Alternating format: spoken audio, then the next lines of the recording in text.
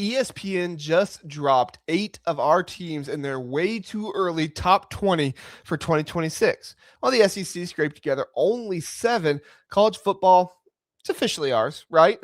But I'm also going to point out here why ESPN and the national media still can't admit it. It's ours, it's the Big Ten's, but they still can't admit it because they did something pretty sneaky in these rankings. When I saw the ESPN spring update drop, I had to laugh. ESPN put 8 Big Ten teams in the top 20, 7 from the SEC. I loved it, but that just means they're not giving the Big Ten enough credit in other areas.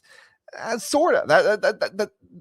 That's the Big Ten running college football right now. But ESPN and the national media can't own up to what they've already admitted. They just keep peddling their SEC bias, but in a way, more on that in a minute. First, let's look at where Big Ten teams were at in here in this top 25. So we've got Ohio State here first. They've got Ohio State at number 1 and Oregon right below them at number 2. Spot on. No notes here, really. Those two are built different than everybody else right now. Not everybody else, but for most of the country right now. But here's the first big question I want to scroll down to right now. Should Indiana really be sitting at 6th? 6th after winning the national title? Let me know down in the comments. Are you buying the ESPN rankings, or do you think the Big Ten defending champs got robbed in this one? I can guarantee you Curt Cignetti thinks they got robbed because Curt Cignetti has proven he's the best coach in the country, and he's returning almost half of the starters from last year. Everywhere he's gone, he wins. James Madison, now Indiana, Elon, all these different places he's been at, he wins. The dude just keeps winning, and yet ESPN still slides Georgia in at 3. Like the Bulldogs didn't just get bounced early for the 3rd straight year again. Actually, 2nd straight year. They didn't make the playoffs 3 years ago. Georgia's the most overrated program in America right now. Yeah, I said it, and I mean it. Yeah, they win the SEC every year, but the SEC ain't what it used to be. Kirby Smart's a great coach, top 3, no question, but this new portal NIL world, it's not clicking for him. It's not what it used to be. He's not what he used to be right now in roster construction and stuff. Meanwhile, Cignetti is thriving in it. In fact, FanDuel got Indiana top 4 in national championship odds at plus 800 for a reason. I get the turnover talk, Heisman winner leaving, some key pieces gone, but Cignetti rebuilds through the portal better than anybody else. They should be in the top 5 easy, maybe even above Georgia, top 3, right? I don't even think that's homerism. That's just facts. It's exactly the kind of honest Big Ten analysis you don't get from the national guys who still want to protect their SEC narratives. Now, let's keep scrolling down this list. Our next Big Ten teams, yeah, we have to go a little bit of ways, which is kind of ridiculous. But Michigan at 14 and Penn State at 15. Look, I'm cool with Penn State there. Wait and see spot makes sense right in the very middle.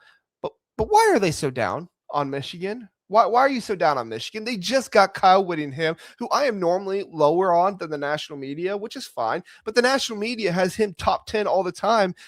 But you still have to acknowledge he's a 10 times better coach than Sherrone Moore was. And Michigan had one of the youngest teams in the country last season. Now their star players are older. They have infused Utah talent, and they got guys out of the portal. I just don't get Michigan this low, personally. Now, we go a little bit lower, and we have Washington here at 17. I actually like that, all right? They got slept on last year, and ESPN's finally given them a little bit of love.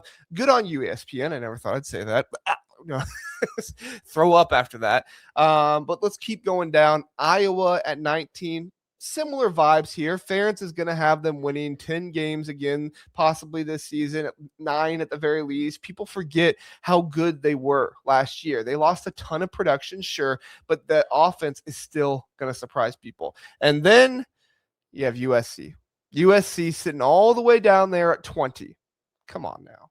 The Trojans are one of the most talented teams in the country. If Indiana is at 6 after winning it all, USC should be top 12 at worst. Swap them and LSU, right? Put USC at 11 instead of LSU at 11 and call it a day. Lane Kiffin got to the playoffs last year on a cupcake schedule and then left before the playoff in a totally immature way.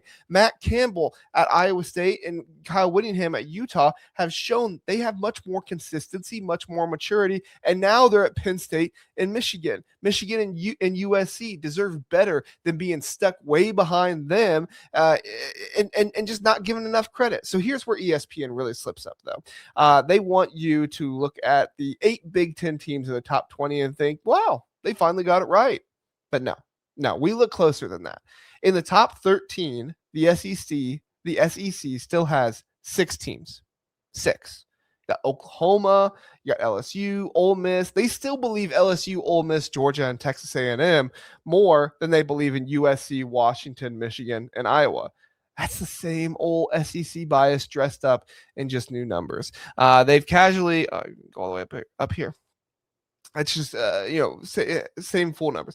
They casually have fans in the headline count, but the seeding and the way they slot these teams shows exactly where their heads are at. Still trying to mislead everybody away from the truth that the whole Big Ten, not just 2 or 3 teams, runs this sport. It's a fact at this point. No one can dispute it. Your biggest dispute is, the SEC didn't care about games in the bowl games.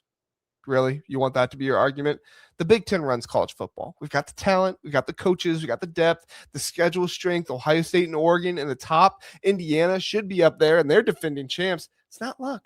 It's dominance. And the rest of the conference, Michigan, Penn State, Washington, Iowa, USC, you make a argument for other teams to be ranked as well. They're all sitting in the top 20, ready to prove it again. I'm not saying ESPN got everything wrong. All right. A lot of it I actually agree with in some ways. Ohio State 1, Oregon 2, Penn State 15 feels fair. Iowa, Washington, that's okay.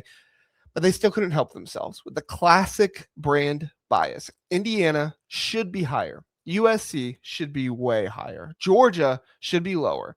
Fix the logic, and it makes it consistent with how you evaluate teams based on their coaches, whether you are ranking by recent success or by coaching pedigree, and then we can talk. The Big Ten is the clear favorite to win the national championship again in 2026. Everybody else just needs to get on board with it. So there it is. Big Ten with 8 teams in the top 20. SEC stuck at only 7, and the same old bias still leaking through in the top 13. If you're a Big Ten fan who's tired of the national media protecting their false SEC narratives and finally want the honest truth about your conference in college football, this is your channel. Smash that subscribe button, turn on notifications, hit the like button, and let me know down in the comments right now, who is your most overrated SEC team in these rankings? Which Big Ten team got robbed the most in these rankings? Was it Indiana, USC, Washington, Nebraska? Should Nebraska have been ranked? Drop it below, and I'll read every single comment, and I'll try to respond to as many of them as I can. That'll do it for this episode of the Big Ten Huddle. Thanks for being here and listening and watching the show. Really appreciate everybody who does that. 5-star rating and review, like, subscribe. Really appreciate y'all. Have a good one, and we'll see you next time.